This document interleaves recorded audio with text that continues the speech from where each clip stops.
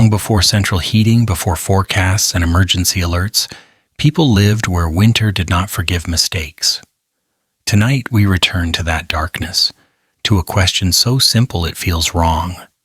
How did anyone survive here at all back then? Before you drift any deeper, if this quiet helps you feel safe tonight, you're welcome to stay with us. Subscribing softly keeps this place gentle and lets these nights continue. Now, rest. Imagine a night in the Arctic. Not the cinematic kind with soft blue light and poetic silence, but the real one. The kind where the wind doesn't whisper, it howls, scraping across the land like it's trying to peel the world open. Snow doesn't fall gently, it attacks. It needles your skin, slips into your clothes, and convinces every exposed inch of your body that survival was, perhaps, an overrated concept. The temperature sinks so low that even time itself seems to slow down, as if reality is reconsidering whether movement is worth the effort. Now hold that image. Let it settle. Let it get uncomfortable. And in the middle of that frozen hostility, picture this: a village. Not abandoned, not buried, not silent. Smoke rises lazily into the black sky. Inside low, heavy houses, people are talking, eating, repairing tools, telling stories. Children are sleeping. Animals are breathing. Life continues. A Viking village. Not frozen, not dead, not a snowy graveyard. That's the part that should bother you. Because if you're anything like most of us, you've been trained, gently, repeatedly, and incorrectly, to believe that places like this are where humans go to lose, where nature wins by default, where survival is temporary, accidental, or heroic in the dumbest possible way. So the question forms almost automatically, and it sounds reasonable at first, innocent even. Why didn't Viking villages freeze? Why didn't they turn into icy tombs after one particularly bad winter? Why aren't they just archaeological punchlines? A cautionary tale about human arrogance versus Arctic weather? It's a fair question. It's also the wrong one. Because hidden inside that question is an assumption so deeply ingrained that we rarely notice it. The idea that the Vikings survived despite knowing very little, that they were rough, violent, half-literate barbarians who stumbled through history on muscle, madness, and a suspicious amount of luck.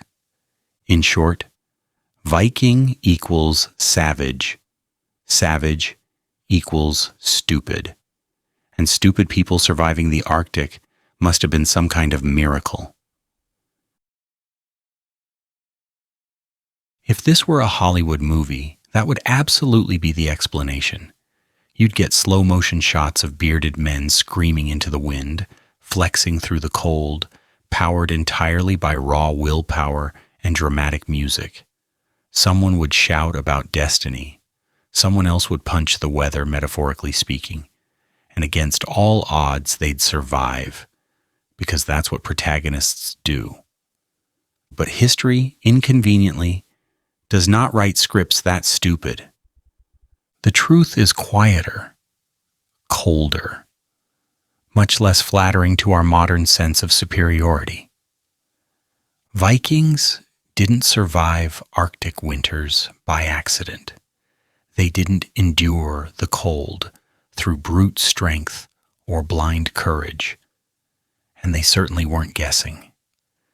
They understood something that we, with all our technology and central heating, often forget.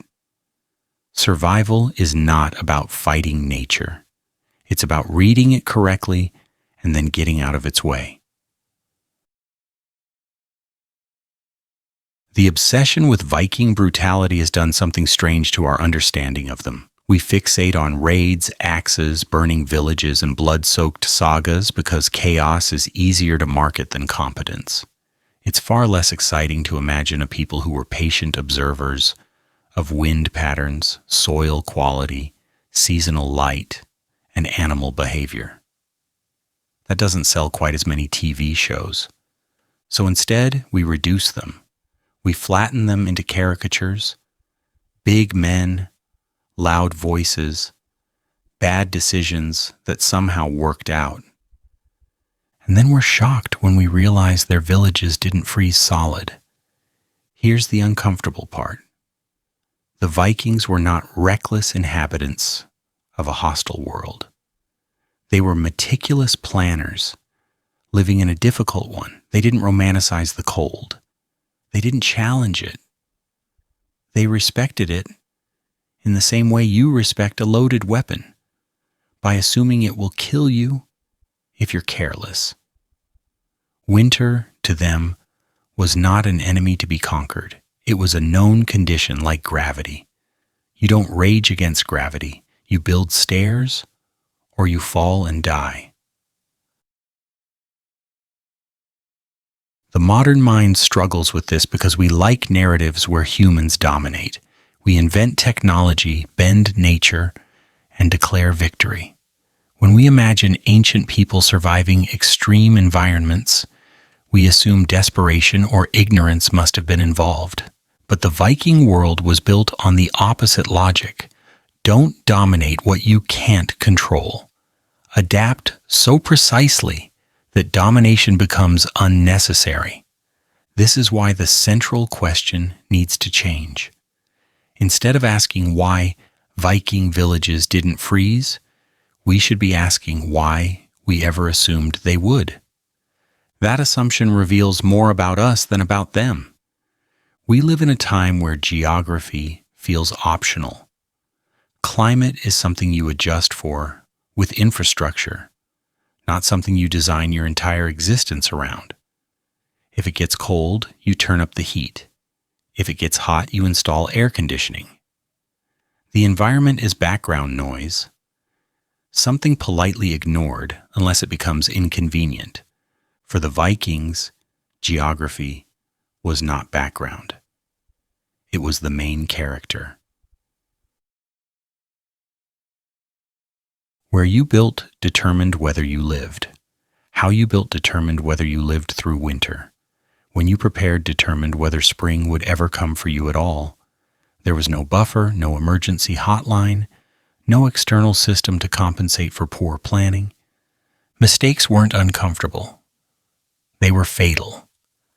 And so the Vikings became something we rarely credit them for, deeply, obsessively practical. They watched how snow moved across land.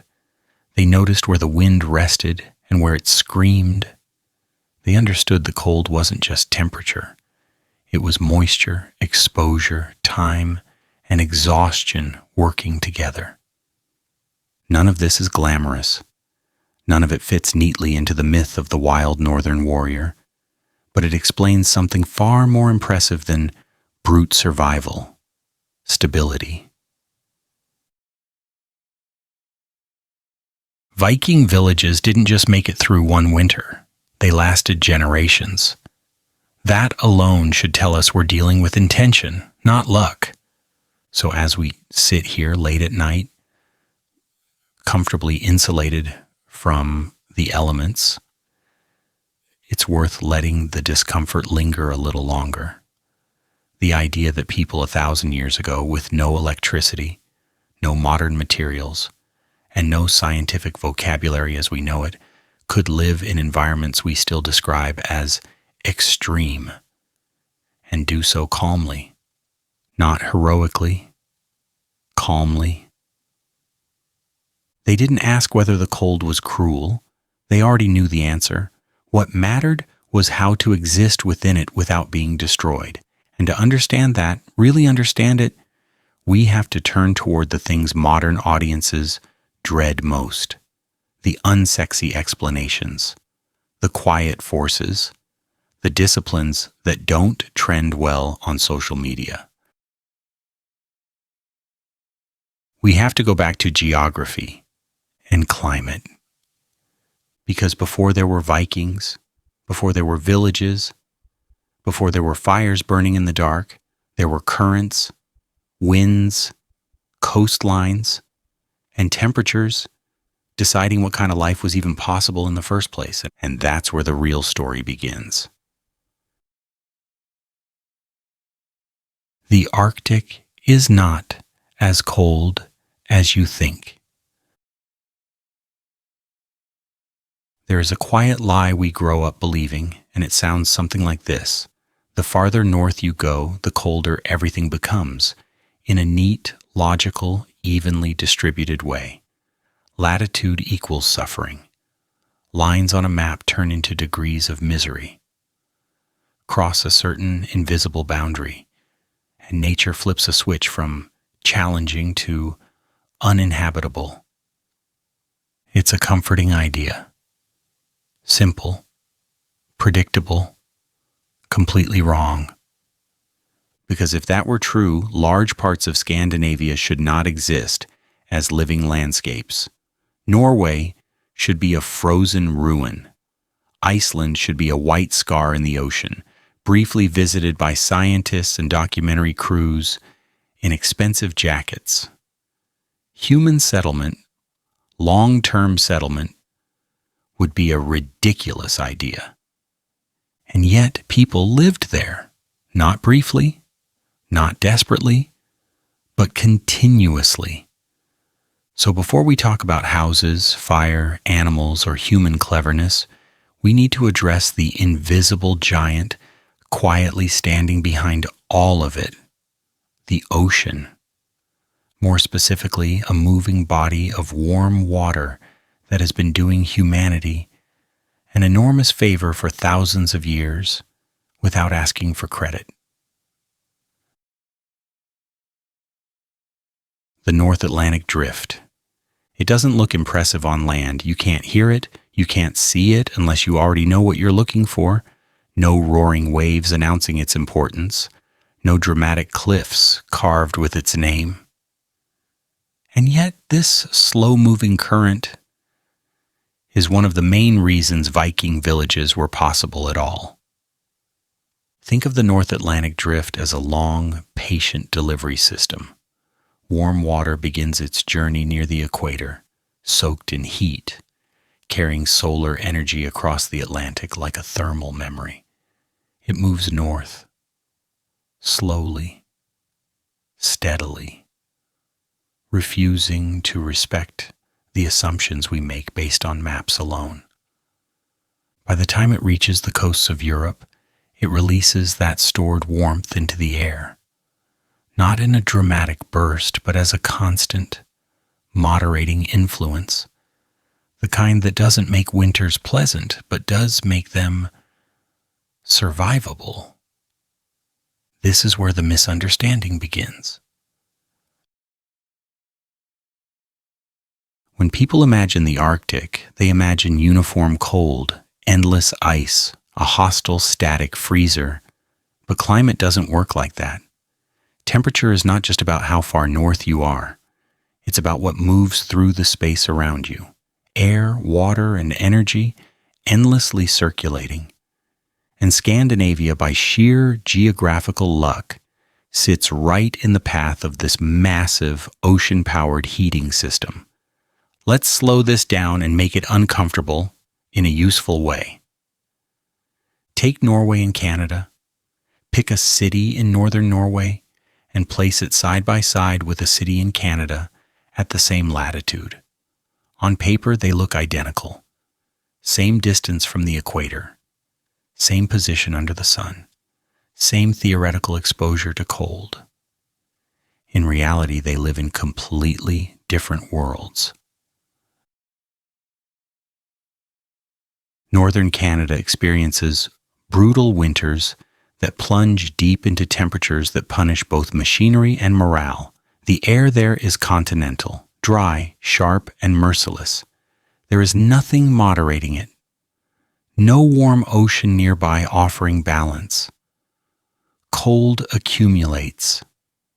It settles. It stays. Northern Norway, by comparison, is cold, yes, but strangely restrained. Winters are harsh, but not apocalyptic. The sea never fully freezes along much of the coast. Ports remain usable. Fishing continues. Life, while difficult, does not shut down. Same latitude. Completely different outcome. The difference is water. Water is slow to change temperature. It holds heat longer than land. And when massive quantities of warm water move north, they drag that warmth into the atmosphere above them. The result is a climate that resists extremes. Not warm, but stable enough to plan around. This matters more than we tend to realize. Human survival isn't about avoiding cold entirely. It's about predictability.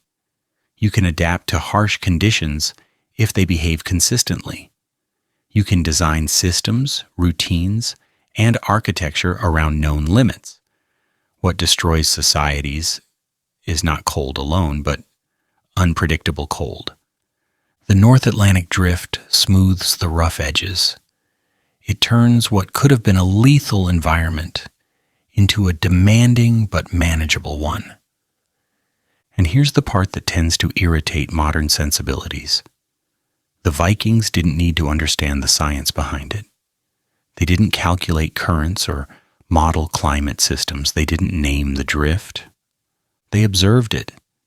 They noticed which coasts froze and which didn't, which waters stayed navigable, which lands allowed grass to return in spring, which fjords punished settlers, and which quietly tolerated them.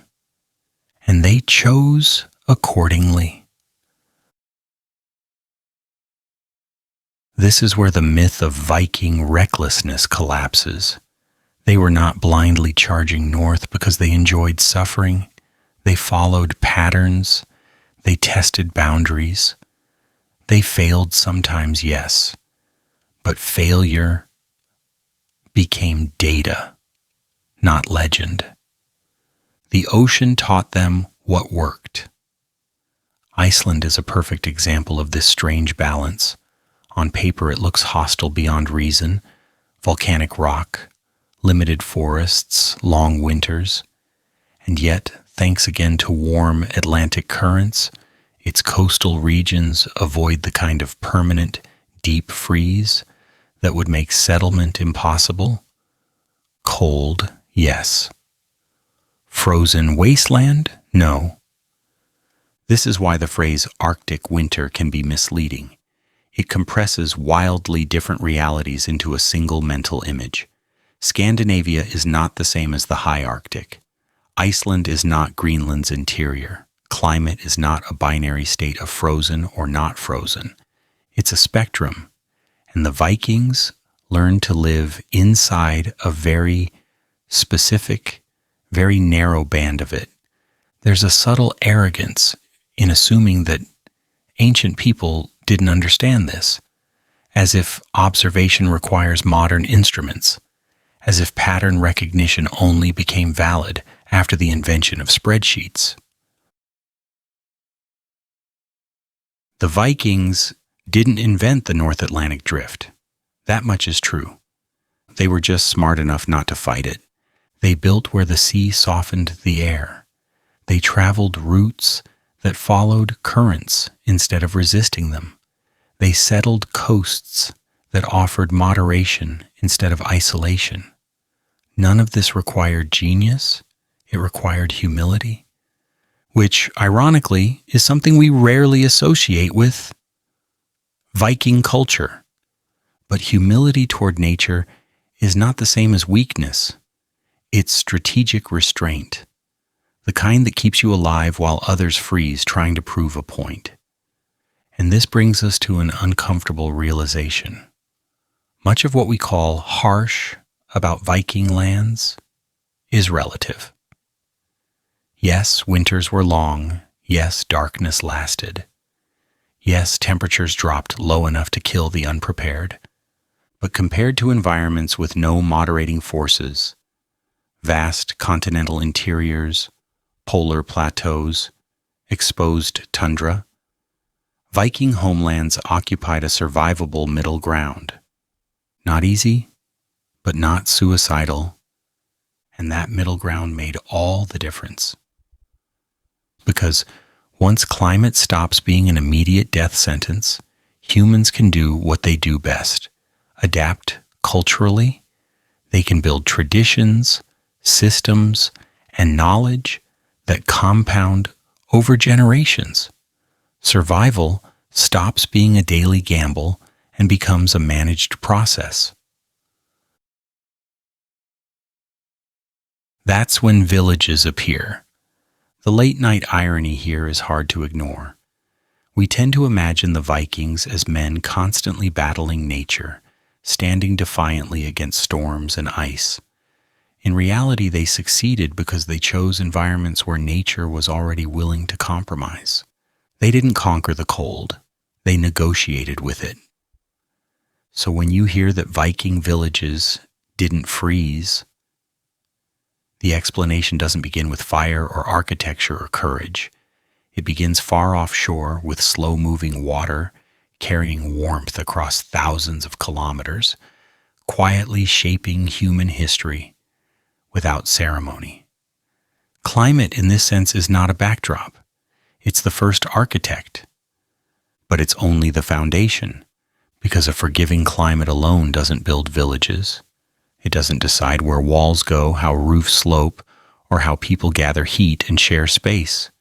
It merely sets the limits within which human decisions start to matter. And that's where the story shifts next, because once the environment offers a narrow window of possibility, what humans do with that window determines everything that follows. Climate sets the stage. But villages are built by design. The Viking houses. They look like barns, but they're thermal miracles. At first glance, a Viking house is deeply unimpressive. There is no elegance to it, no dramatic height, no proud vertical lines reaching for the sky. In fact, if you didn't know what you were looking at, you might mistake it for an oddly shaped mound of earth or a livestock shelter that accidentally became permanent. Low, heavy, squatting against the land like it's trying not to be noticed. And that, ironically, is the point. Because Viking houses were never designed to impress the eye. They were designed to survive the night. The longhouse, the backbone of Viking domestic life, was not architecture as art. It was architecture as refusal, a refusal to lose heat, a refusal to fight the wind, a refusal to waste energy on beauty when beauty could get you killed. Longhouses were long, yes, but more importantly, they were low. They pressed themselves into the landscape, minimizing exposure. Height is wonderful if you're building cathedrals. It is a terrible idea if you live in a place where wind doesn't just visit. It hunts. Every extra meter above ground is another place for heat to escape and cold to enter. The Vikings understood this intuitively, so their homes hugged the earth, using the ground itself as insulation. The planet, after all, is very good at staying the same temperature. The structure itself was simple but not crude. Thick wooden frames formed the skeleton. Stone reinforced the base. Earth was packed tightly into walls. And on top of everything, grass. Yes, grass. The turf roof is one of those details that sounds ridiculous until you realize how effective it is. Layers of birch bark and sod created a living blanket over the house. In summer, it kept interiors cool. In winter, It trapped warmth like a thermal vault. From a distance, Viking villages blended into the land. Green roofs, muted colors, irregular shapes. Not because they cared about camouflage, but because nature provided the best insulation materials, and they weren't arrogant enough to ignore them. This is where modern assumptions start to fail. We often associate sophistication with refinement, clean lines, smooth surfaces, minimalism. Viking houses look messy by comparison. Organic, uneven, heavy. But thermal efficiency doesn't care about aesthetics. The walls of a longhouse were thick, sometimes astonishingly so. Not because they didn't know how to make them thinner, but because mass matters. Thick walls absorb heat during the day and release it slowly at night. They resist sudden temperature changes. They turn fire into stored energy instead of fleeting warmth. Inside, the space was narrow. This wasn't about crowding people. It was about concentrating heat. Large rooms are difficult to keep warm without enormous fuel costs. Narrow, elongated spaces allow warmth to circulate efficiently, especially when the fire sits at the center like a quiet sun. And then there are the windows, or rather the lack of them. To modern eyes, Viking houses look dark, claustrophobic, deprived of natural light. This has led to a lot of romantic nonsense about brooding northerners living in perpetual gloom. The reality is simpler and far more practical. Windows are holes. Holes are where heat escapes. Glass, when it existed at all, was expensive and inefficient. Even today, windows are the weakest point in insulation.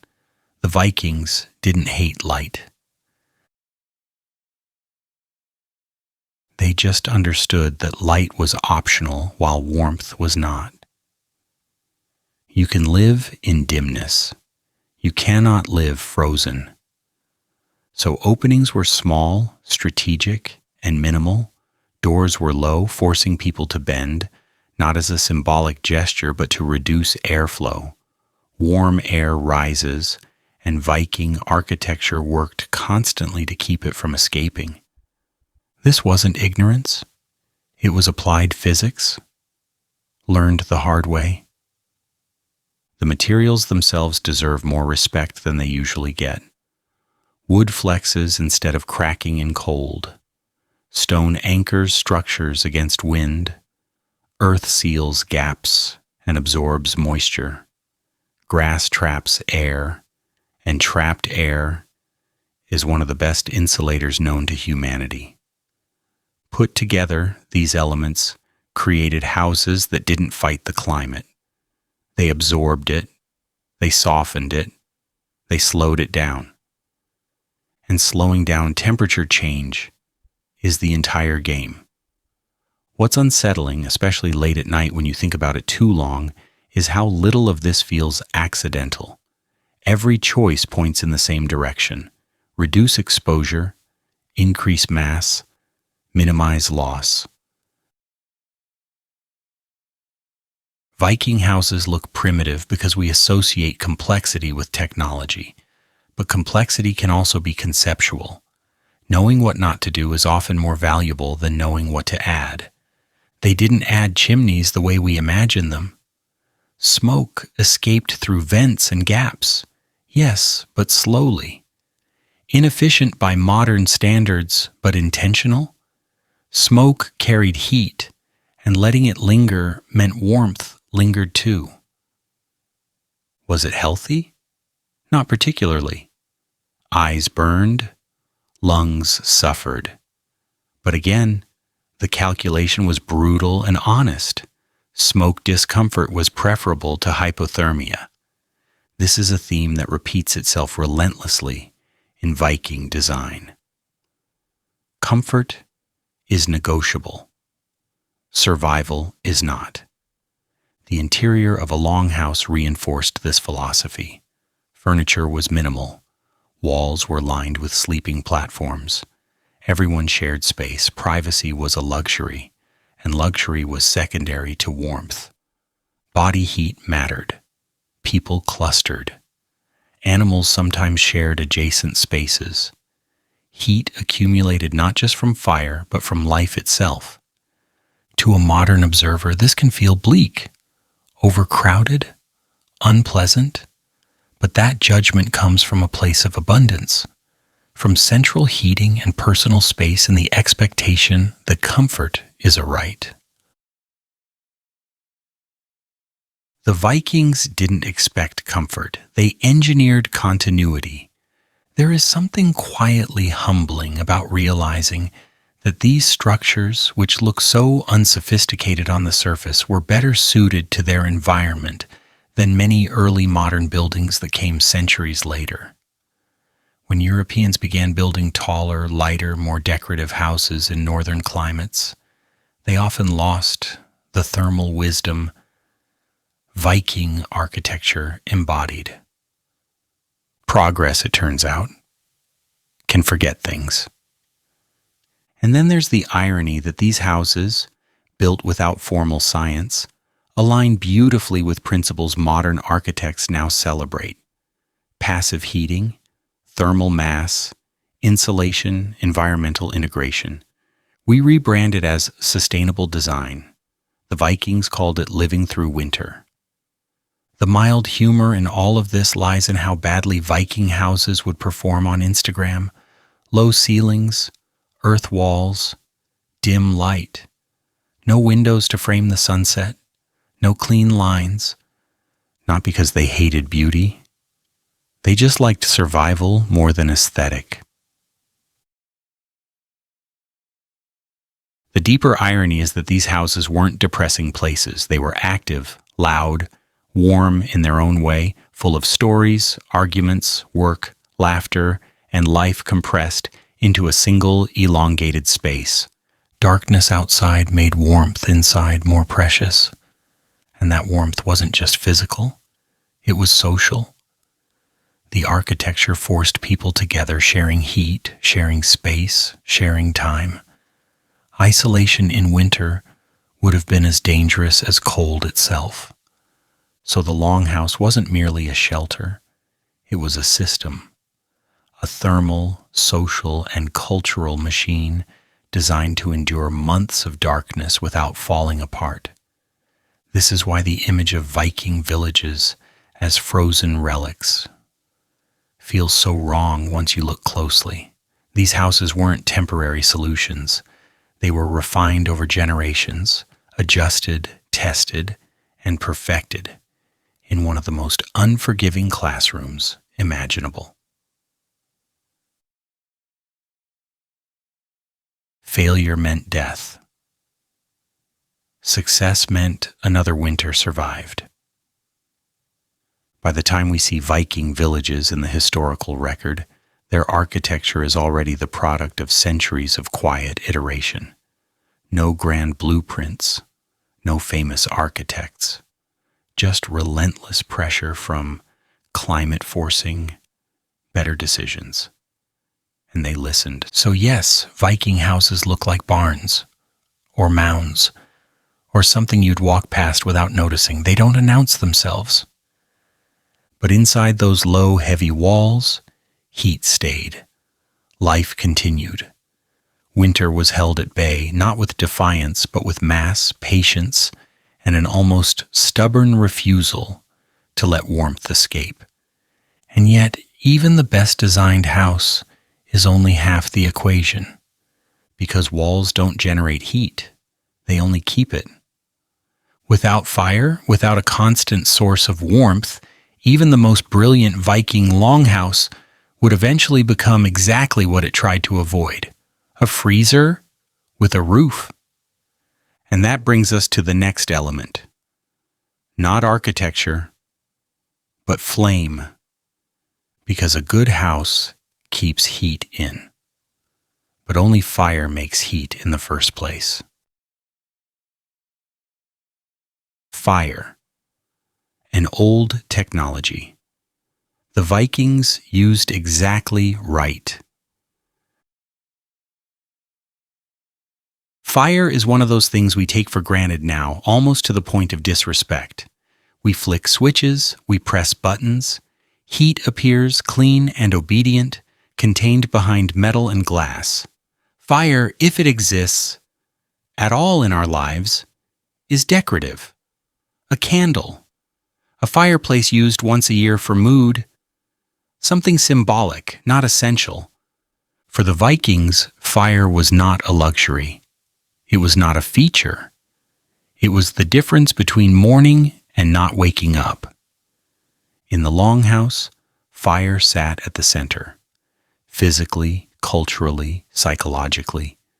A shallow hearth ran lengthwise down the middle of the house, not tucked into a wall, not hidden, not ornamental.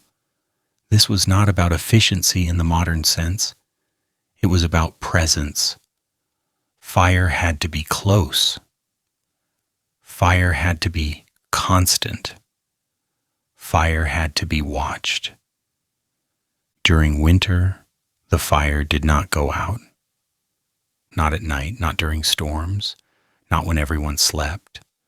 Someone was always responsible for keeping embers alive, feeding them slowly, carefully, making sure warmth never dropped below a survivable threshold.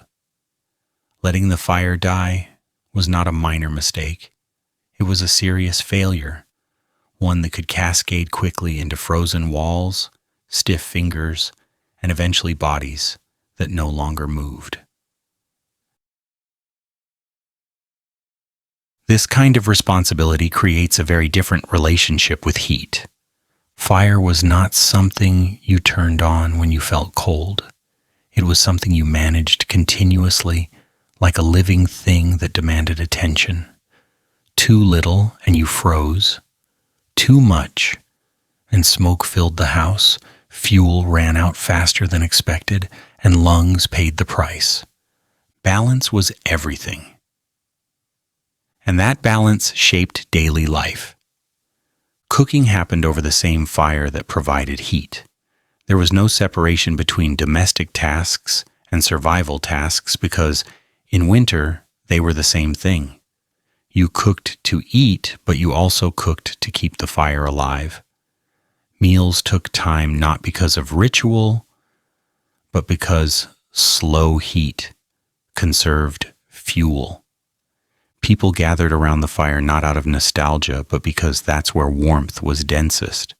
Stories were told there, tools were repaired there, decisions were made there. The fire was the village's clock, calendar, and social center rolled into one. If you imagine Viking life without romantic filters, it looks less like heroic isolation and more like constant proximity. Everyone breathing the same warm, smoky air. Everyone aware of the fire's condition. Everyone invested in its survival. The smoke is where modern judgment tends to kick in. From our perspective, Viking longhouses were dangerously unhealthy. No chimney in the modern sense. Smoke, drifting upward, seeping through roof vents and gaps in the turf. Soot settling on walls, clothes, lungs. And yes, that's true. But here's the late-night reality check. Smoke inhalation is a long-term problem. Hypothermia is an immediate one. The Vikings made a choice. A grim, rational, unsentimental choice. Smoke might shorten your life. Cold would end it tonight. So they allowed smoke to linger longer than modern building codes would tolerate, because smoke carries heat. Letting it escape too quickly would have meant losing warmth they couldn't afford to waste. This wasn't ignorance, it was triage. The slow escape of smoke created a warm ceiling of air, reducing heat loss through the roof. The turf absorbed some of the particulates. The smell became part of life. Not pleasant, but familiar. Poisonous smoke? Maybe. But freezing to death? Absolutely. Firewood itself was a precious resource. Trees didn't grow fast in northern climates, and not every region had easy access to dense forests. That meant fire had to be used carefully, not flamboyantly, not wastefully. Big roaring flames look impressive. They also burn through fuel at an alarming rate. Viking fires were often low, steady, controlled, designed to last, not to dazzle. This, again, runs against modern instincts. We associate bigger flames with more heat. But in enclosed spaces, steady heat beats intensity every time. The goal was not to be hot, it was to not be cold. Fire also interacted perfectly with the architecture we talked about earlier. Thick walls absorbed warmth from the hearth and released it slowly. The low ceiling trapped warm air where people actually lived, rather than letting it disappear into empty, vertical space. The longhouse became a thermal loop. Fire produced heat. Walls stored it. People and animals added to it. The roof held it in place. Nothing was accidental. And there's a quiet psychological dimension to this that's easy to overlook. Fire creates light. In a world of long winter darkness that mattered more than we tend to admit, darkness isn't just the absence of vision. It's isolation, disorientation, a slow erosion of time. Fire anchored reality. It marked the center of the world when the outside disappeared into blackness and snow. As long as the fire burned, life felt possible. This is why letting it go out would have been terrifying on a level deeper than temperature. Darkness plus cold is not just uncomfortable, it's existential.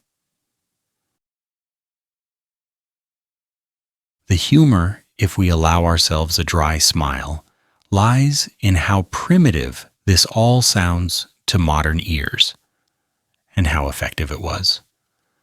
We often mock ancient solutions because they lack sophistication, while quietly ignoring the fact that they worked for centuries. Fire as technology is ancient, but using it correctly is not trivial. The Vikings didn't invent fire. They just built entire lives around its limitations and strengths. They didn't ask it to do more than it could. They didn't waste it. They respected it. And that respect extended beyond individual houses. Villages organized labor around fuel collection. Wood was gathered, dried, stored long before winter arrived. Firewood shortages were not surprises. They were disasters avoided through planning. Again, this is not the behavior of reckless barbarians. It's the behavior of people who understood systems, people who knew that winter doesn't care about intentions, only preparation. Fire also structured time. Tasks that required warmth were done when the fire was strongest. Nights were spent closer to it. Mornings began by coaxing embers back into flame. The rhythm of life bent itself around combustion. In this way, fire was not just a tool, it was a schedule. And yet even fire has limits. It keeps you warm inside walls. It keeps bodies alive through the night, but it does not follow you outside. It does not heat fields. It does not melt snow from paths or feed animals or stop work from being necessary during daylight. Fire makes nights survivable. It does not solve the problem of living through winter as a community, because villages don't hibernate. People still had to move, to work, to tend animals, to maintain tools, to exist beyond the hearth. Heat could not be centralized forever. Life had to extend beyond the fire's reach. And this is where the story quietly shifts again. Fire holds the darkness back at night. But during the day, survival requires something more distributed, something that moves with people, not just walls, because warmth is not only about where you sleep, it's about how an entire village continues to function when the world outside refuses to cooperate. And that question, how they stayed warm while living, not just resting, is where we go next. Animals, biological heaters that never needed electricity. There is a detail about Viking life that modern audiences tend to either romanticize incorrectly or reject outright, usually with visible discomfort. It's the part where humans and animals share space, not symbolically, not occasionally, but physically, consistently, and intentionally. And yes, it smells exactly like you think it does. In winter, Viking villages did something that would horrify modern real estate listings and violate several contemporary hygiene codes without hesitation. They brought the animals inside. Or more accurately, they designed life so that animals were never truly outside in the way we imagine today. Cows, sheep, goats, the warm-blooded engines of the medieval North, lived under the same roof as people, sometimes separated by little more than a wooden partition, sometimes not separated at all. To us, this feels like a sign of poverty, desperation, or lack of sophistication. To the Vikings, it was engineering. Animals produce heat constantly, reliably, without needing firewood, maintenance, or philosophical debate. A cow's body temperature hovers around 38 to 39 degrees Celsius, and it doesn't turn itself off at night. Multiply that by several animals in a confined space, and you get a steady, low-grade thermal output that quietly raises the ambient temperature of the building. This is not anecdotal. It's physics. In a Viking longhouse, animal stalls were often built along one side, humans along the other, with shared air, shared warmth, and shared survival.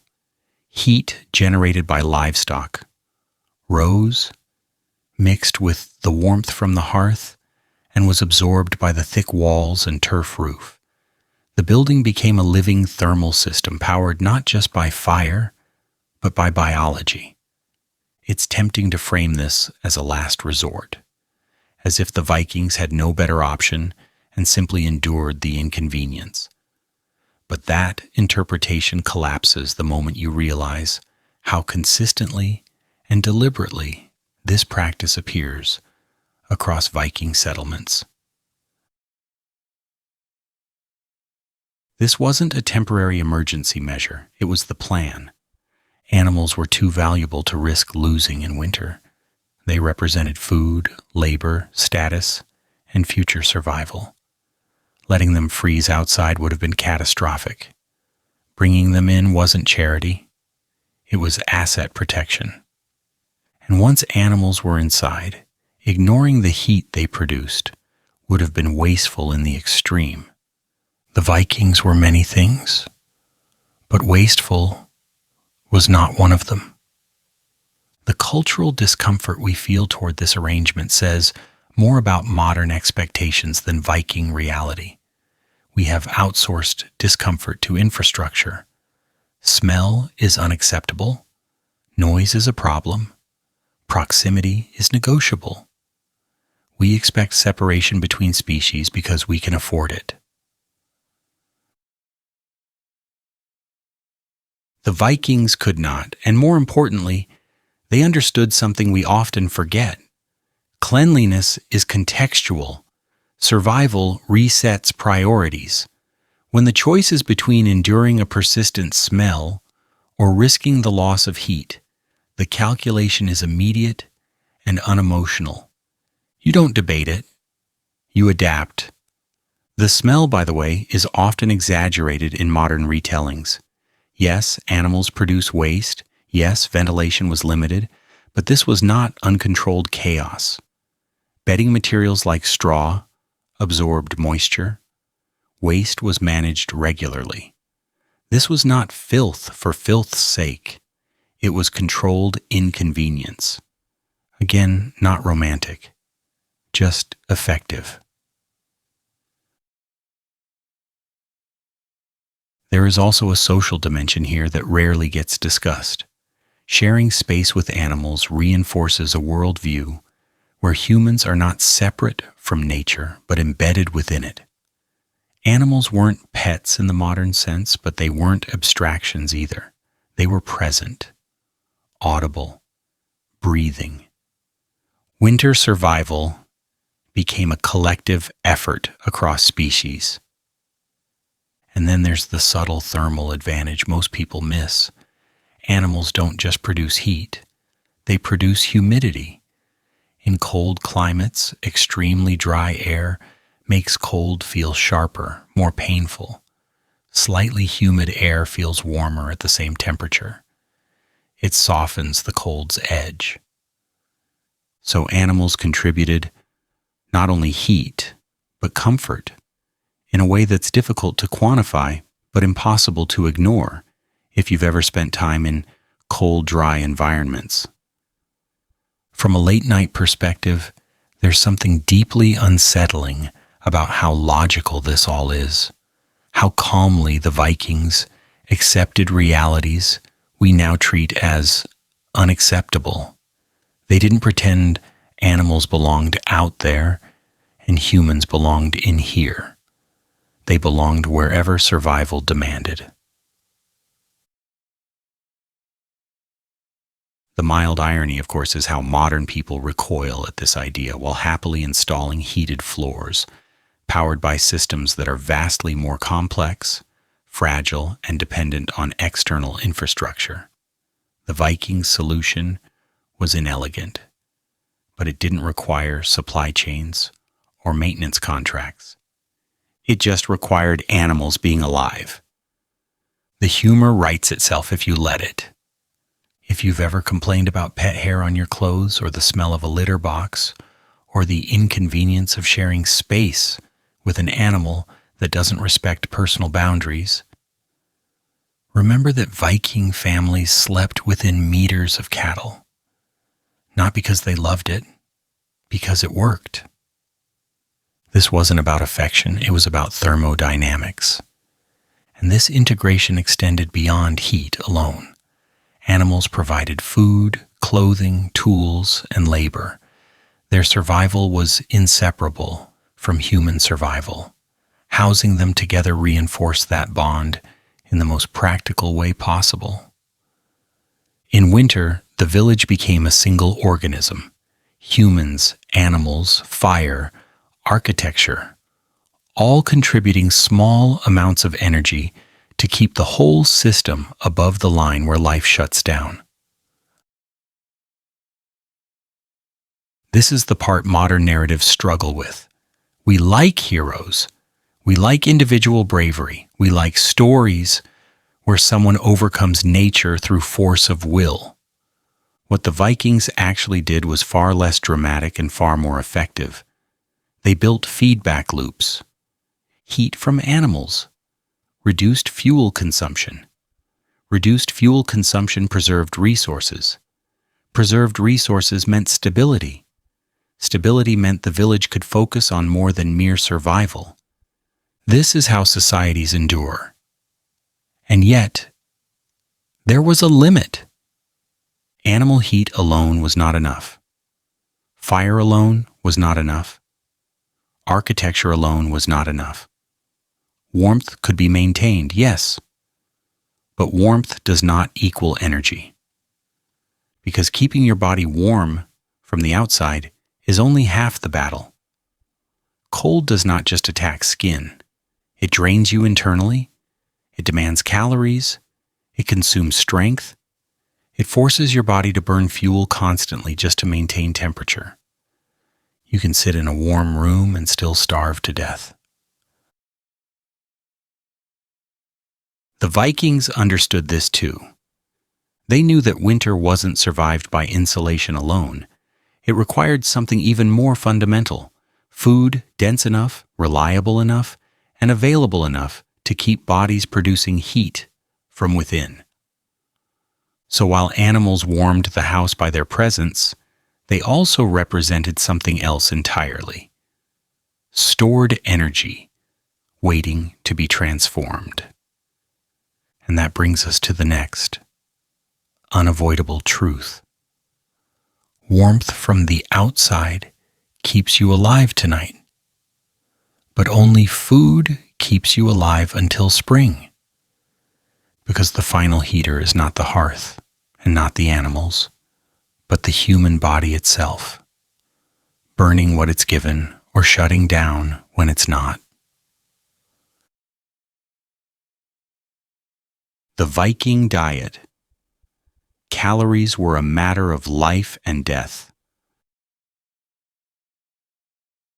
If modern nutrition influencers had somehow traveled back in time and wandered into a Viking longhouse in midwinter, they would not have survived the conversation.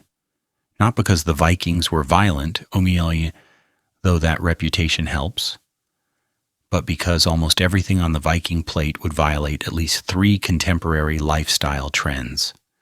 Too much fat, too much meat, not enough vegetables, absolutely zero concern for visual presentation.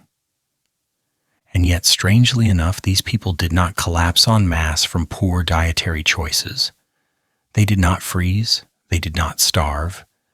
They endured winters that would still break modern supply chains with alarming efficiency. This forces us to confront an uncomfortable truth.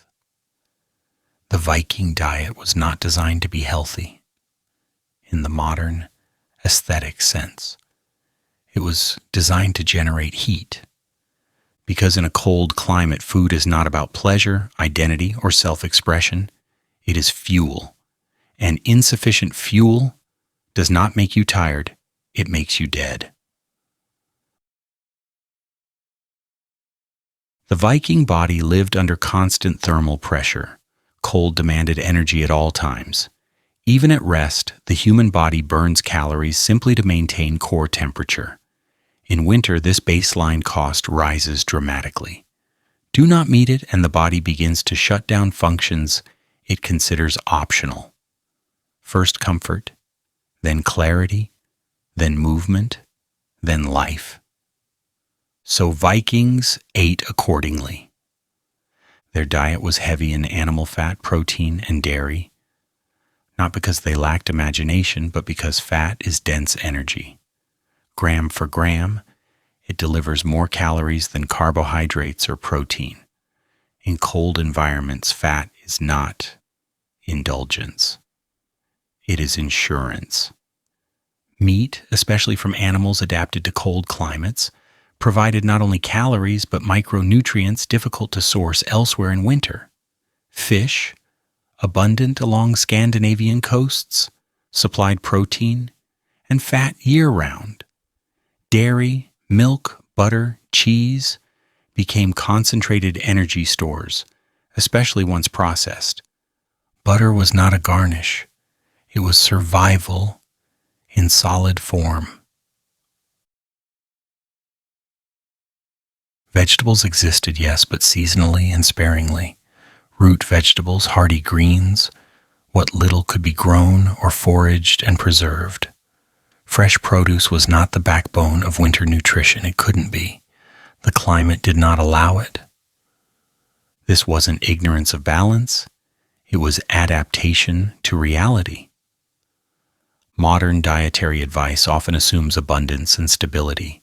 Fresh food available year-round, reliable transport, predictable storage. Viking life had none of that.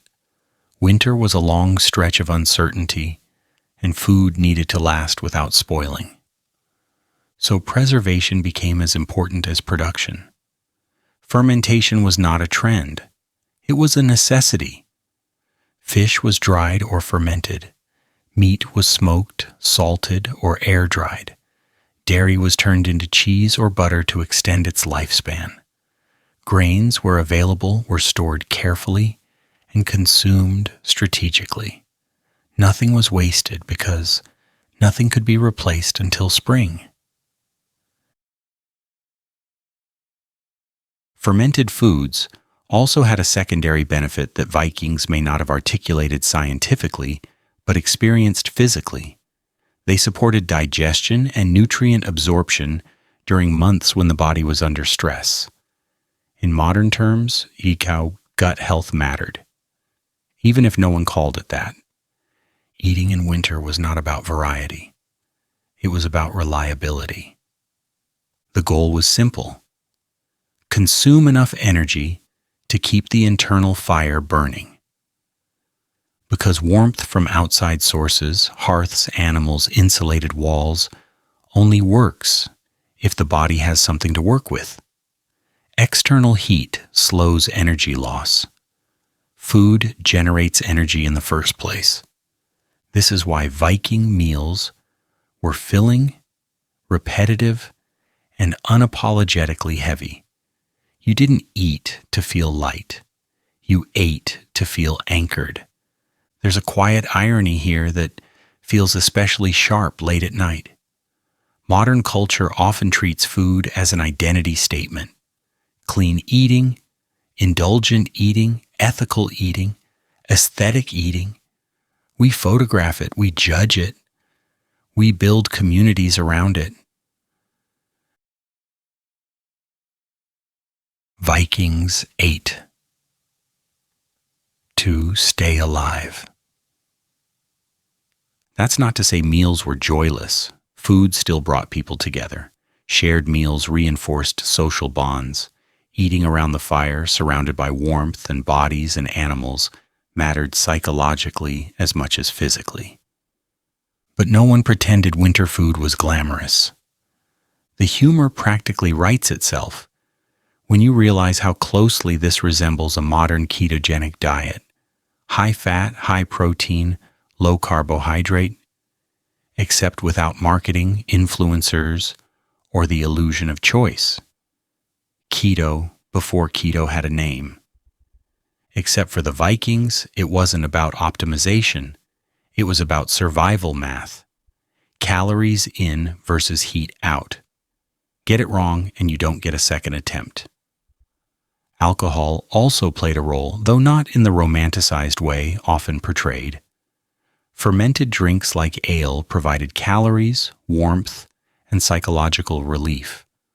Alcohol dilates blood vessels, creating a temporary feeling of warmth. Dangerous in excess, but comforting in moderation. It also preserved water quality and added energy to the diet. Again, not glamorous, just useful. What's unsettling is how disciplined all of this was. Viking culture is often portrayed as impulsive, violent, and chaotic. Their food systems suggest the opposite: planning, storage, rationing, knowledge passed down about what lasts, what spoils, what sustains. Winter starvation was a known threat. Entire communities could be wiped out by miscalculation. So food management became communal responsibility, not individual preference. You didn't eat whatever you wanted whenever you wanted. You ate what was appropriate for the season and the future. This is where modern minds often flinch. Restriction feels oppressive to us because we live surrounded by abundance. For the Vikings, restriction was simply reality. And yet, this restriction didn't make them fragile. It made them resilient. Bodies adapted. Metabolisms adjusted. Generations grew up accustomed to dense, warming food. The culture aligned itself with biological demands rather than fighting them. When you combine this internal heat production with the external systems we've already discussed, architecture, fire, animals, you start to see the full picture. Winter survival was not a single solution. It was a layered strategy. Each layer compensated for the weaknesses of the others. Remove one and the whole system becomes unstable. This is why the question, why didn't Viking villages freeze, continues to be the wrong question. Villages don't freeze because people designed them not to. From the coastline they chose, to the houses they built, to the fires they tended, to the animals they sheltered, to the food they consumed, everything worked together. And here's the final, uncomfortable realization of this section. None of it works alone. You can eat well, but without shelter, you freeze. You can have shelter, but without fire, you freeze. You can have fire, but without food, your body shuts down anyway. Survival is systemic. Which brings us to the next layer. One that ties all of this together and makes it sustainable across generations rather than just individual winters. Because even the best diet, the warmest house, and the strongest fire mean nothing if the community itself is poorly organized. Food must be shared, resources must be allocated, labor must be coordinated, knowledge must be passed on. Warmth is not just physical, it is social. And without structure, even the best adaptations collapse into chaos. So the next question is not what the Vikings ate, or how much, or how often. The real question is how entire villages managed to function as a single coordinated system when everything around them seemed designed to pull them apart. Because winter does not forgive disorganization. Viking villages designed for the wind, not for tourists. Once you step back and stop looking at Viking houses as individual structures, something unsettling begins to emerge. The real unit of survival was never the house, it was the village. And Viking villages were not arranged casually, organically, or naturally in the way modern travel photography loves to suggest. They were engineered quietly, ruthlessly, with priorities that had nothing to do with beauty and everything to do with staying alive when the wind decided to remind you who was in charge. The first decision was always location, and it was rarely romantic. Viking villages were not built where the view was best. They were built where the wind was weakest, sheltered valleys, the leeward side of hills, natural depressions in the land that broke airflow and softened storms before they could gather momentum. If a place looked dramatic, exposed, and visually striking, it was usually rejected. Drama is wonderful for stories. It is terrible for winter. Water mattered just as much. Villages stayed close to rivers, fjords, or coastlines, not for aesthetics, but because water was movement, fish, transport, trade. Even in winter, water offered options that frozen land did not. But crucially, Viking settlements avoided open, wind-scoured shorelines whenever possible. They tucked themselves into curves of land behind rock outcroppings, anywhere the wind had to work harder to reach them. This was not superstition, it was pattern recognition. Wind steals heat faster than cold alone ever could. A sheltered -10 degrees feels survivable. An exposed -10 feels personal. Viking villages chose the first option every time. Once a location was chosen, the next decision followed naturally. Density. Viking houses were built close together, sometimes uncomfortably so by modern standards. There was no obsession with personal space, property lines, or scenic separation. Gaps between buildings were minimized. Paths were narrow. open spaces were rare. This wasn't crowding, it was insulation. Buildings blocked wind for one another, heat leaked from one structure and softened the air around the next. Snow piled up between houses and formed additional barriers rather than becoming an obstacle. The village became a cluster, not a collection. Individual houses mattered less than the thermal behavior of the whole. From above, a Viking village looks almost defensive even when no enemy is present. That's because winter was always the enemy, and it attacked from every direction at once. The modern eye struggles with this because we associate good design with openness, light, views, clean separation between structures.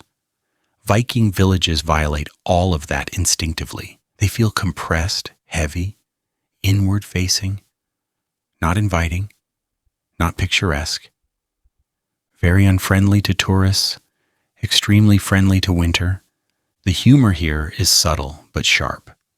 Today, people travel thousands of kilometers to admire minimalist Nordic design, clean lines, open spaces, and panoramic windows. Viking settlements would have been dismissed as depressing, ugly, and poorly planned by the same audience. And yet, one survives a snowstorm. The other requires triple glazed glass and central heating. Viking villages functioned less like neighborhoods and more like organisms. Each part depended on the others. Houses shared warmth. Paths followed natural contours rather than imposing straight lines. Storage areas were placed strategically to minimize exposure during winter travel. Animal enclosures were positioned where their heat and waste could be managed efficiently. Nothing stood alone. This collective design also shaped social behavior. People moved through the village constantly. Isolation was dangerous, not just emotionally, but practically. If someone fell ill, ran out of fuel, or needed help, proximity meant survival. Distance meant risk. Winter punishes individualism. Viking villages quietly discouraged it. There is a strategic intelligence here that feels almost modern. Instead of maximizing individual comfort, the village maximized collective resilience. The system absorbed shocks. A failed fire in one house could be mitigated by shared space. A food shortage could be managed through redistribution. A storm that damaged one structure didn't isolate it completely. This is what we mean when we say the village behaved like a living body. Heat flowed, resources circulated, weakness in one area was compensated by strength in another. The design didn't eliminate risk. It reduced its ability to cascade. And this is the detail that often gets overlooked. Viking villages were not static. They changed subtly over time. Houses were repaired, repositioned, expanded, or abandoned based on experience. If wind patterns shifted, if flooding occurred, if snow accumulated dangerously in certain areas, the village adapted. There was no master plan carved in stone. There was memory, knowledge passed down through generations, stories about which corners froze first, which paths drifted shut, which locations stayed calm when others screamed. Geography was not studied. It was lived. And then late at night, when you think about it long enough, this becomes unsettling in the best possible way. These people did not separate life from environment. There was no illusion of control. There was negotiation, compromise, constant adjustment. Modern cities often fight their surroundings. They flatten land, redirect water, build upward and outward as if weather were a temporary inconvenience. Viking villages did the opposite. They yielded just enough to remain intact. That choice shaped everything else. Even sound behaved differently in these villages. Wind muted, snow absorbed noise. The village became a pocket of relative calm in an otherwise hostile landscape. Inside that calm, people could think, plan, repair, and rest. This matters more than it seems. Survival is not just physical, mental fatigue kills too. Constant exposure to stress breaks routines. Sheltered spaces preserve rhythm. Rhythm preserves sanity. Viking villages created microclimates, not just thermal, but psychological. And yet, for all this intelligence, none of it would have worked without something deeper than planning or experience. Architecture can fail, climate can shift, resources can vanish. What endures is mindset. Because knowing where to build and how to arrange structures is useless if the people inside those structures refuse to adapt, refuse to prepare, or cling to pride when circumstances demand humility. Viking villages worked because Viking thinking worked. They did not ask whether the environment was fair. They did not expect comfort. They assumed difficulty and designed accordingly. This mindset shaped decisions long before winter arrived, which leads us to the most important layer of all, the one beneath geography, beneath architecture, beneath fire and food, the way Vikings thought about survival itself. Because the greatest insulation they had was not turf, stone, or shared walls. It was a worldview that did not waste energy pretending winter could be negotiated with wishes. And that is where the story truly turns next. The survival mindset, never romanticizing the cold. At some point after you strip away the houses, the fire, the animals, the food, and even the village layout, you're left with something far less tangible but far more decisive. The Viking mindset. Not courage, not brutality, not even resilience, at least not in the motivational poster sense of the word. What truly set them apart was a refusal to romanticize the cold. They did not treat winter as a dramatic adversary to be conquered. They did not frame survival as a heroic test of endurance. They didn't ask the weather to respect them, admire them, or challenge them fairly. They assumed, without complaint, that nature was indifferent, and then adjusted their entire way of life accordingly. This is where modern interpretations usually go wrong. We like stories where humans face nature, where storms are battled, where hardship builds character. Vikings are often folded into this narrative, portrayed as people who embraced suffering, who proved themselves against harsh conditions through strength and willpower. That image is flattering. It is also deeply inaccurate. The Vikings did not seek hardship. They minimized it. They did not prove themselves by enduring cold unnecessarily. They proved themselves by avoiding preventable failure.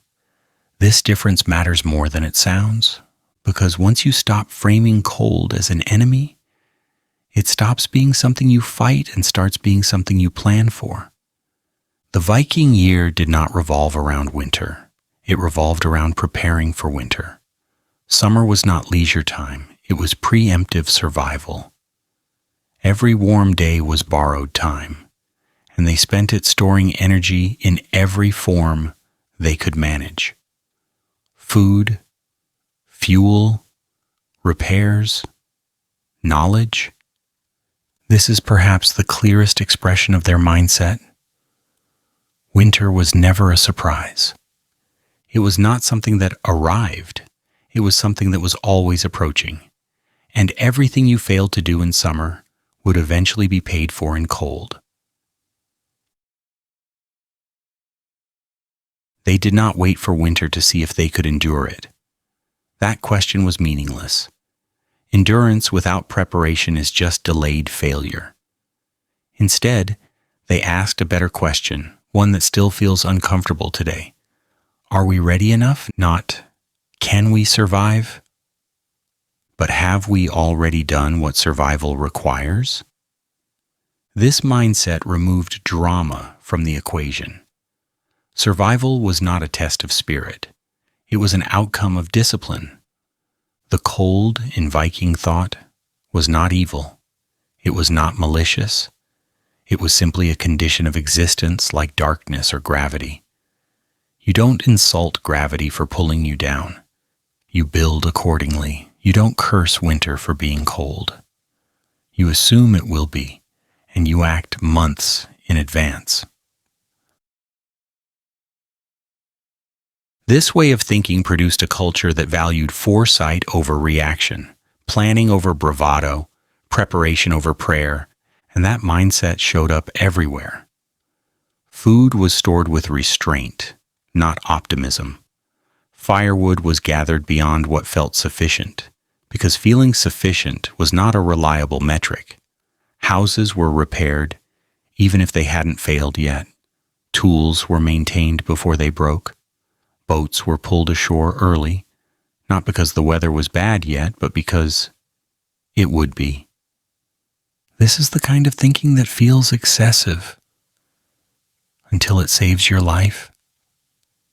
There's a subtle bitterness in Viking wisdom that modern audiences sometimes mistake for pessimism. In reality, it's realism stripped of illusion. Expect the worst, plan for it, and if it doesn't come, you simply live better than expected. The humor, dry and slightly cruel, emerges naturally from this worldview. They didn't ask, can we handle this winter? They asked, if we can't, whose fault will it be? And the answer was almost always the same, their own. This mindset also shaped social expectations. Individuals who failed to prepare endangered more than themselves. One careless household could strain shared resources. One unmaintained structure could become a hazard in storms. Responsibility was communal, not abstract. Winter exposed weaknesses brutally. There was no hiding poor judgment once temperatures dropped. Excuses froze faster than anything else. And yet, this didn't create a culture of fear. It created a culture of acceptance. Winter was not dreaded so much as respected. You didn't challenge it. You aligned with it. This alignment extended to time itself. Vikings did not divide the year evenly in terms of effort. Summer demanded intensity, winter demanded conservation. Energy was spent when it could be replaced and protected when it could not. This rhythm feels alien to modern life, where productivity is expected year-round, regardless of environment or season. The Viking calendar acknowledged something we often ignore. Bodies, resources, and communities have limits. Ignoring limits doesn't make you strong, it makes you fragile. Late at night, when the world is quiet enough to think clearly, this philosophy feels uncomfortably relevant. We live in systems that assume stability, constant supply, predictable outcomes. When those systems fail, we call it a crisis. Vikings called it winter. They did not assume rescue. They did not assume improvement. They assumed repetition. Winter would come again, and again, and again. The only meaningful variable was preparation. This is why Viking culture produced so much practical knowledge and so little romantic theory. Myths existed, yes, but daily life was governed by experience. Wisdom was not abstract. It was embodied in habits. Do this now, or regret it later. And here's the final unsettling layer of this mindset. Vikings did not believe winter could be beaten. There was no final victory, no end state where cold was eliminated. Survival was temporary, renewed each year through effort. That acceptance removes desperation.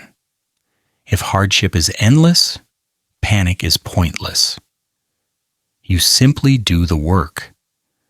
The irony, of course, is that modern culture often fetishizes Viking toughness while ignoring Viking humility. They were tough because they did not rely on toughness. They relied on systems. They did not romanticize suffering. They minimized it. This may be the most important lesson buried in their survival story. Endurance is not about how much pain you can tolerate. It's about how little pain you need to tolerate in the first place. The cold was not a villain in their story. It was a constant parameter. Complaining about it would have been as useful as complaining about nightfall. So they adapted their thinking instead of demanding the world adapt to them. And that mindset, more than any material innovation, is what kept Viking villages alive. But history, as it always does, moved on. Climates shifted, trade routes changed, political structures evolved, Viking societies transformed, merged, disappeared, or became something else entirely. The people faded. The villages changed. The longhouses collapsed into earth. Yet the lesson remained, quietly waiting to be rediscovered by every generation arrogant enough to believe it had outgrown nature. Because winter never went anywhere. And the mindset that respects it is still the difference between systems that endure and systems that shatter, which is why, even after the Vikings themselves vanished into history, their way of thinking did not. It simply waited for the next cold reality check. When the Vikings disappeared, but the formula remained. History likes clean endings. Civilizations rise, peak, collapse, and vanish, leaving behind artifacts, ruins, and a convenient sense of closure. The Vikings, in popular imagination, follow this script neatly. They raid, they conquer, they terrify Europe for a few centuries, and then they fade away, replaced by calmer kingdoms, churches, laws, and borders. But survival knowledge doesn't vanish that easily. When Viking culture dissolved into something quieter and more bureaucratic, the people did not suddenly forget how to live in the cold. They did not abandon the logic that had kept their ancestors alive. Instead, that logic sank deeper into everyday life, stripped of drama, no longer attached to longships or axes, but quietly embedded in how northern communities continued to exist. The Vikings disappeared as a label. The system did not. Across Scandinavia and the broader Nordic world, later communities inherited far more than myths and sagas. They inherited habits, assumptions, design instincts, an understanding of climate that felt so obvious it no longer needed explanation. Villages remained clustered, houses stayed low, roofs stayed heavy, walls stayed thick. Wind was still avoided. Winter was still prepared for months in advance. Firewood was still stockpiled with a seriousness that bordered on ritual. No one stood up and said, "This is the Viking way." It didn't need to be said. It was simply the way that worked. Over time, Christianity arrived. Political systems centralized, trade expanded, technologies improved, but the core logic of northern survival barely changed. You didn't tempt winter, you didn't challenge it, you designed around it. Even when architectural styles shifted, the underlying principles persisted. Stone replaced turf in some regions, glass improved, Chimneys became more efficient, but houses remained compact. Insulation mattered. Exposure was minimized. Light was welcomed only when it didn't steal warmth. The Viking longhouse did not vanish so much as evolve. This continuity becomes especially visible when you look at traditional Nordic architecture from centuries later. Farmhouses in Norway, Sweden, and Iceland still reflect the same priorities: protection over display, mass over height, community over isolation. And then there's modern Scandinavia, often held up as a model of progressive, sustainable living. Clean design, energy efficiency, environmental integration, homes that work with climate instead of against it. The irony is almost too perfect.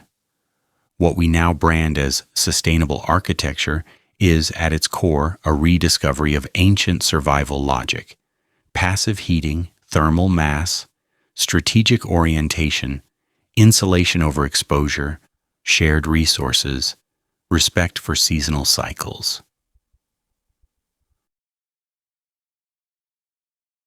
We give it new names, we add technology, we make it look elegant, but the math hasn't changed. Modern Nordic homes still favor thick insulation and minimal heat loss. Triple glazed windows exist because cold still exists. Compact layouts persist because heat still escapes. District heating systems echo the old logic of shared warmth at a community level. We call it innovation. The Vikings called it staying alive. There's a subtle humor in watching modern society congratulate itself for rediscovering ideas that were never lost, only temporarily ignored, as if progress invented the concept of working with nature rather than centuries of trial and error forcing it into existence. This doesn't diminish modern achievement, it contextualizes it. Because what survived was not Viking violence or Viking mythology. What survived was Viking pragmatism, the unromantic understanding that comfort is earned through design, not demanded from the environment. This is why Northern Europe adapted to industrialization differently than many other regions. When coal, electricity, and central heating arrived, they were integrated into existing frameworks rather than used to erase them. Houses didn't suddenly become glass boxes exposed to winter winds. Technology enhanced resilience instead of replacing it. Contrast this with regions that built as if climate were an inconvenience that could be permanently solved. When systems failed, consequences were severe. The North remembered. Even cultural attitudes persisted. Seasonal awareness, respect for weather, a quiet seriousness about preparation, the idea that winter is not a surprise but a certainty. These attitudes feel subdued compared to Viking legend, but they are more powerful. They shape policy, infrastructure, social norms, the collective willingness to invest in resilience rather than spectacle. Late at night, when the noise of modern life fades, it's hard not to see the through line. Viking villages didn't freeze because they were designed not to, and modern Nordic societies continue to function in harsh climates because they inherited that design philosophy, whether consciously or not. The violence faded, the wisdom stayed. This is why attempts to romanticize Viking survival often miss the point. They focus on the image, fur cloaks, frozen beards, heroic endurance, and ignore the systems quietly doing the work. Survival is rarely cinematic. It is repetitive, disciplined, and boring in exactly the ways that keep you alive.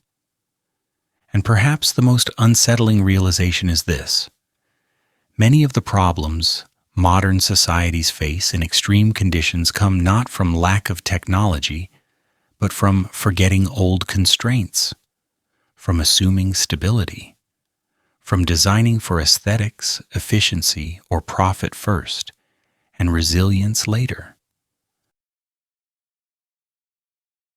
Viking-derived thinking reverses that order. First, can we survive? Then, can we be comfortable? Then, if there's anything left over, can it look good? Today we often invert that logic, and then we act surprised when systems fail under pressure. So as we approach the end of this story, it's worth returning to the question that started everything. The question that sounded reasonable but wasn't. Why didn't Viking villages freeze?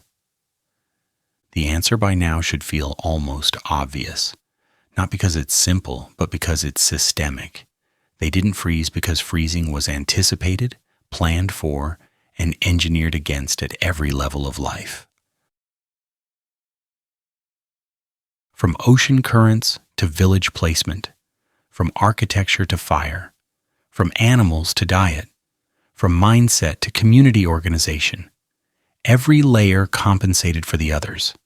Every weakness was addressed long before it could become fatal. No miracles, no superhuman toughness, no reckless defiance of nature, just preparation. And that realization quietly dismantles the myth we started with. Vikings were not ignorant barbarians surviving by luck. They were attentive observers living within their limits. Which brings us back, one last time, to the beginning. To the image of a frozen night, to the wind and the snow, to the village that didn't freeze, and to the uncomfortable possibility that the real lesson here was never about Vikings at all, but about how little nature has changed and how much we still have to remember, because the cold is patient. The Vikings didn't defeat the cold, they understood it.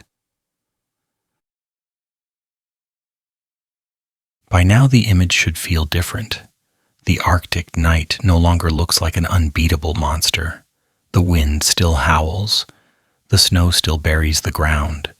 The temperature still drops low enough to make modern warnings flash red. But the village remains. Dim light leaks from small openings. Smoke rises slowly, stubbornly, into the dark. Life continues, not heroically, not dramatically, just deliberately.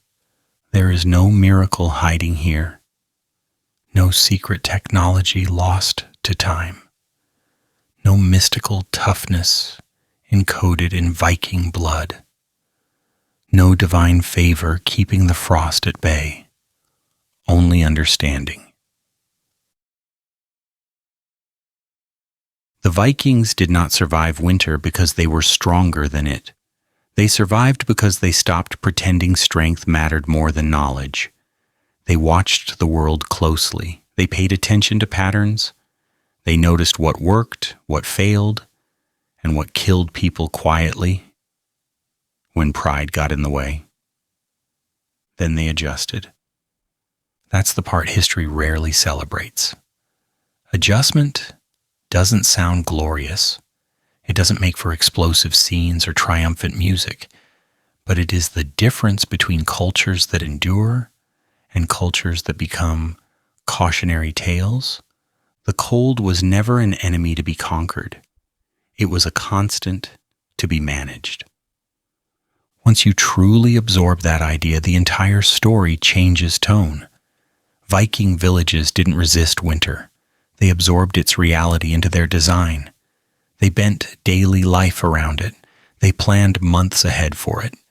They treated it as inevitable, not negotiable. That mindset stripped winter of its power to surprise. And surprise more than temperature is what kills. The Vikings removed surprise from their lives as much as possible. Houses were built low and heavy because storms were expected. Food was preserved in unappetizing but effective ways because hunger was predictable. Fire was guarded obsessively because darkness and cold were guaranteed. Communities stayed close because isolation in winter was lethal. Every choice whispered the same quiet sentence. We know what's coming. This is why there is something unsettling about their success. It forces an uncomfortable comparison.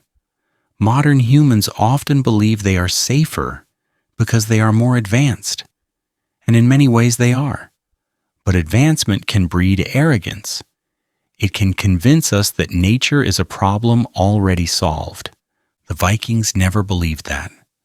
They believed nature was undefeated, not evil, not cruel, just unconcerned. So they built systems instead of stories. They didn't motivate themselves with speeches about enduring hardship. They motivated themselves with storage, insulation, planning, and shared responsibility. They didn't celebrate suffering.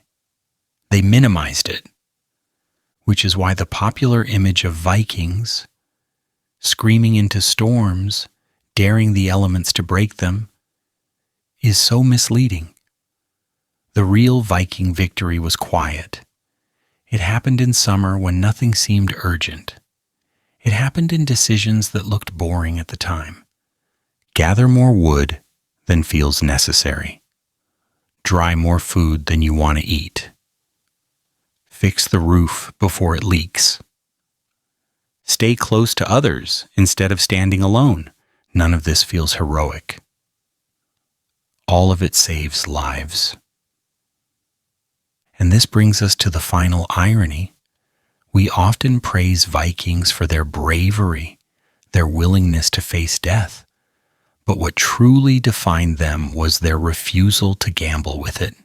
They accepted risk when unavoidable, at sea in conflict. But at home, in winter, they engineered risk out of existence as much as possible. They did not test themselves against winter. They tested their preparation. Late at night, when the world feels colder and quieter, this lesson hits harder than it should, because winter, metaphorical or real, still works the same way. It rewards foresight. It punishes neglect. It doesn't care how confident you felt in October.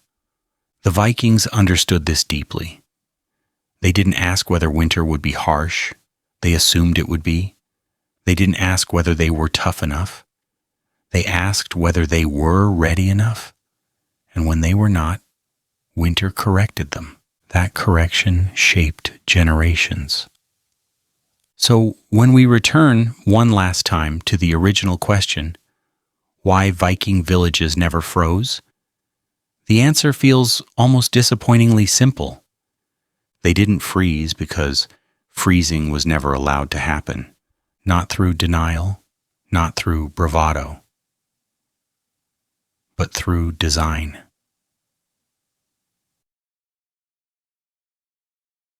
The cold entered their calculations long before it entered their lungs. It was accounted for in wood, stone, earth, habits, and communal expectations. By the time winter arrived, its outcome was already decided. That's not victory in the cinematic sense. That's mastery in the quiet sense. The kind that doesn't announce itself, and the kind that doesn't need applause, and the kind that looks obvious only in hindsight. So no, the Vikings didn't defeat the cold. They respected it. They studied it. They planned around it. And then they lived. As the final embers glow low and the longhouse settles into silence, there is no triumphal ending. Just warmth held against darkness. Just systems doing their work. Just another night survived without drama. The music slows. The voice lowers. The cold lingers outside, but inside it doesn't win. And that perhaps is the most Viking ending of all.